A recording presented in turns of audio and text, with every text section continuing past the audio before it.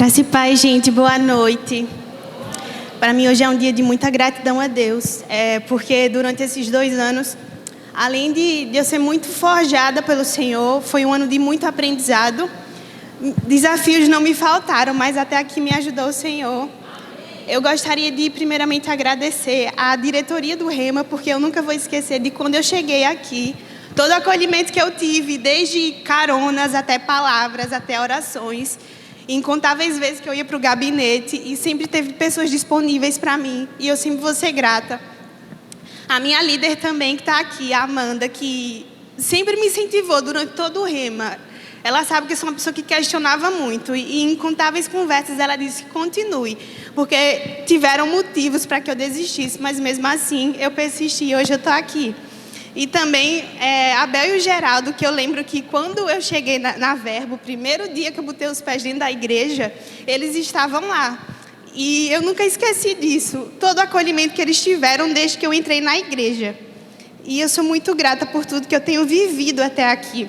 Porque eu sei que foi um milagre do Senhor. E o tema da minha ministração é a consciência da presença de Deus.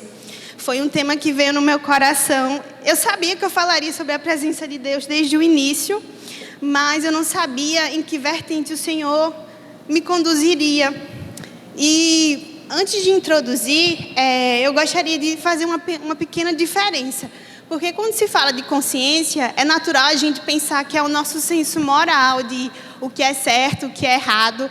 Mas a consciência que eu trago aqui é a nossa capacidade de compreender, a nossa capacidade de entender. Um exemplo prático disso, que eu acredito que vai fazer sentido para vocês, eu sou aluna da enfermagem e é natural que eu receba pacientes.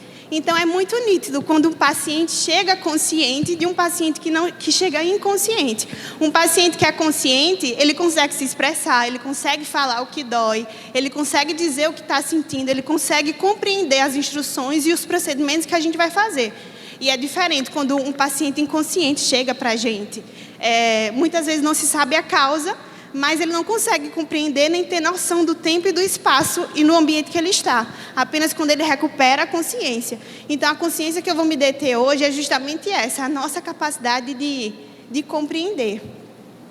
E eu vou deixar... O versículo base para essa ministração se encontra no livro de João, o capítulo 14.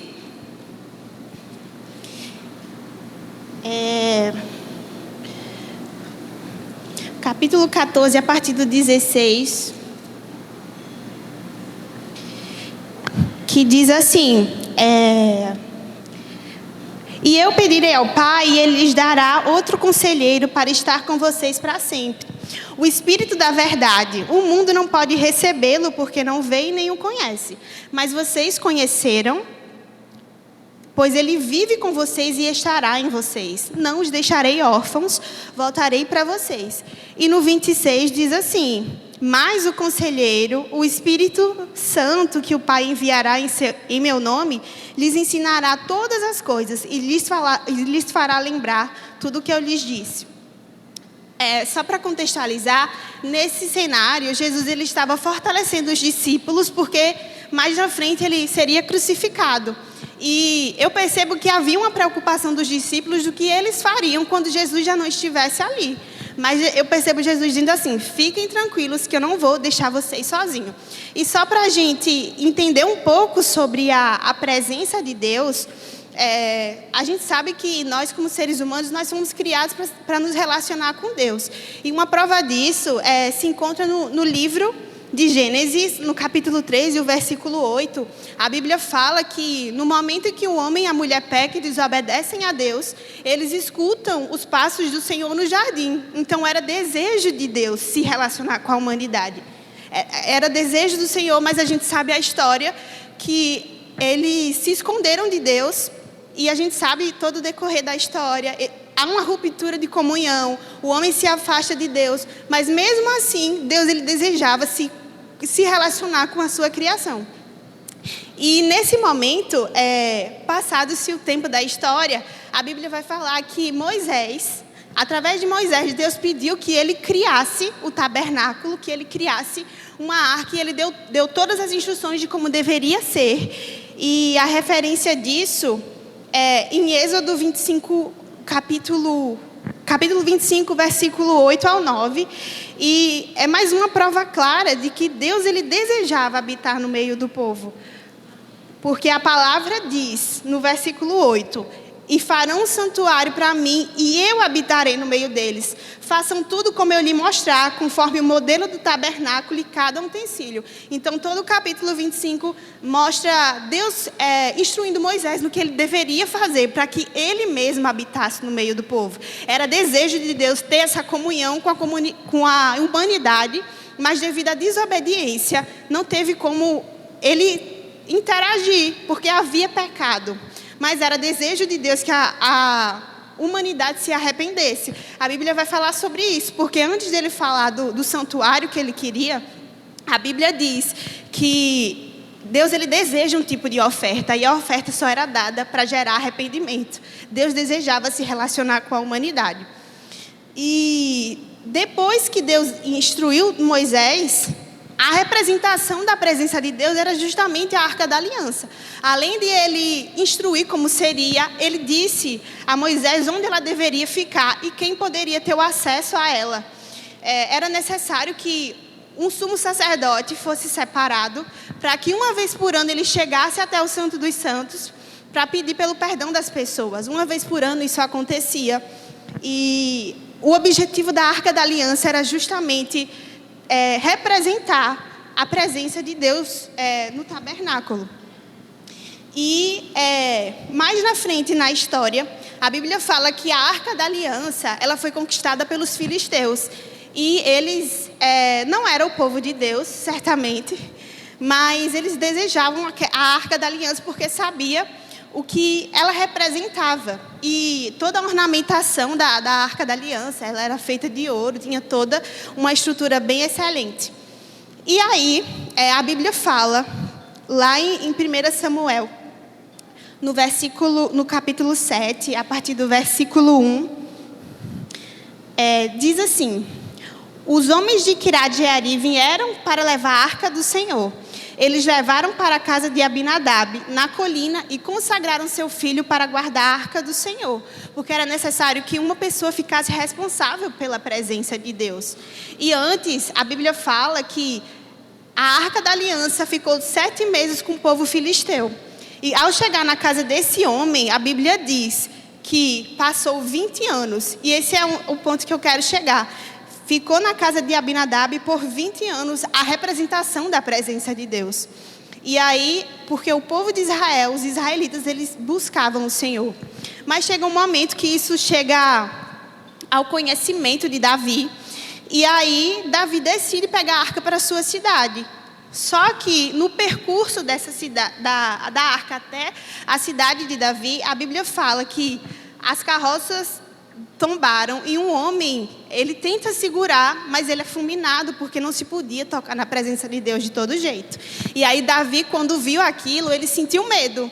E aí ele se perguntou, onde eu vou deixar essa Arca da Aliança, a presença de Deus, algo tão valioso? E aí a Bíblia conta a história de um homem chamado Obed-Edom. Lá no livro de 2 Samuel, no capítulo 6, a Bíblia diz que quando Davi teve medo, a arca foi para a casa de Obed-Edom e ele ficou responsável pela presença de Deus. E o que mais me impressiona nessa palavra é que a arca passou 20 anos na casa de um homem e nada aconteceu. Mas na história de Obed-Edom, a Bíblia diz que durante 3 meses que a presença estava lá, ele prosperou e toda a sua família foi abençoada. E o que eu tirei de lição estudando é que o problema não estava na presença de Deus. O problema estava na correspondência de cada um à presença de Deus. Não se tratava de Deus, porque o problema nunca esteve com Deus, mas a forma como eles reagiram na presença de Deus. E é esse o ponto da minha mensagem, porque muitas vezes a gente sabe que Deus existe, mas vivemos como os inconscientes. A gente sabe que Deus está conosco, mas a gente vive uma vida como se Ele não existisse. Isso é em detrimento do mundo que a gente vive, das nossas responsabilidades. Isso é muito natural acontecer. Mas a vida de Obed-Edom ensina para a gente que quando a gente valoriza a presença de Deus, há bênçãos que nos espera. E foi isso que eu aprendi nessa história. E se tratando da presença de Deus, a gente sabe que hoje o Espírito Santo ele habita em nós. Mas para que isso acontecesse, foi preciso que Jesus se sacrificasse. E a Bíblia fala lá em Mateus 27, 51, que quando Jesus morre, ele entrega seu espírito.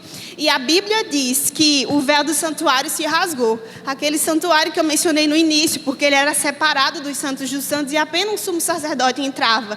Então aquilo que impedia a comunhão do homem com Deus, hoje não existe mais. Porque Jesus conquistou esse lugar de comunhão que a gente perdeu no jardim.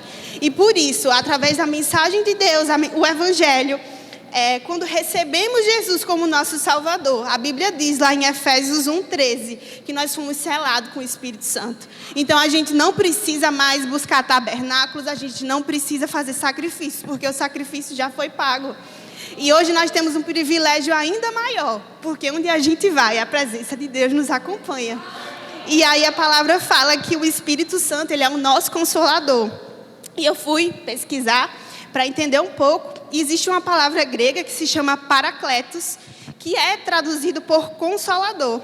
E aí, a separação da palavra tem significado. O para da palavra significa ao lado de, e kalel significa convocar ou chamar. Então, isso significa que o propósito do Espírito Santo é estar ao nosso lado. E quando eu descobri isso foi durante que eu estava lendo o livro O Espírito Santo e Você, inclusive quando estava estudando. E isso foi muito revelador para mim, porque o propósito do Espírito Santo era justamente estar ao nosso lado e em nós. Ele foi chamado para isso, porque enquanto Jesus esteve na terra, ele ensinou aos discípulos, ele estava presente. Mas ele mesmo prometeu no versículo inicial que eu falei em João 14, que ele não deixaria a gente órfão. E hoje nós temos a filiação de Deus, nós somos filhos de Deus justamente pela promessa que ele tinha feito e o sacrifício de Jesus. E para finalizar, existem versículos que me trazem, que me deixaram maravilhosas, porque a presença de Deus nos garante algumas coisas. E ao começar pelo Salmo 23, que é muito conhecido, no versículo 4 diz assim: ainda que eu passe pelo vale de sombra e morte, eu não temerei mal algum, porque o Senhor está comigo. E quem falou isso foi Davi. Ele estava numa aliança bem inferior à nossa, mas ele sabia quem estava com ele, e por isso ele não temia. Então, é uma lição que eu aprendi durante esse estudo, porque eu posso enfrentar diversas circunstâncias, mas eu sabendo que o Espírito Santo está comigo, eu sabendo que ele está em mim e ao lado, eu posso passar, porque a força que ele me dá me capacita para passar por todas as circunstâncias. E aí, nesse salmo eu aprendi que a presença de Deus, ela nos traz segurança. E outro exemplo, como eu já falei, na casa de Obed-Edom, a presença de Deus trouxe bênçãos, e essa é a garantia que a gente tem. Quando a gente desenvolve a capacidade de ter a consciência de que Deus está sempre conosco, automaticamente as bênçãos nos acompanham. E foi isso que eu aprendi durante os estudos. E outro ponto também é que a presença de Deus nos traz contentamento. E aí a palavra fala que, em Filipenses 4:13, a Bíblia conta a história de Paulo quando ele está agradecendo ao povo pelas ofertas que ele recebeu. E aí a Bíblia diz que ele fala: eu não agradeço por causa disso ou porque eu precise, mas com a força que Cristo me dá, nos versículos iniciais, nos versículos finais, na tradução NTLH, ele diz: com a força que Cristo me dá, eu posso enfrentar qualquer situação. E a gente sabe a história de Paulo. Ele enfrentou diversas situações que são difíceis, mas ele entendeu o segredo de viver contente. Era justamente a presença de Deus. Porque Paulo, ele sabia, porque sabia quem era Jesus e o que ele podia fazer. Então, o que eu aprendi com isso tudo é que precisamos nos lembrar que onde estivermos, em qualquer lugar que a gente estiver, Deus está conosco, e é isso que nos garante passar por qualquer situação, sabendo que não estamos sozinhos. Porque ainda que nos falte pessoas, existe uma pessoa que está em nós e ao nosso lado. Amém? E eu agradeço a oportunidade em nome de Jesus.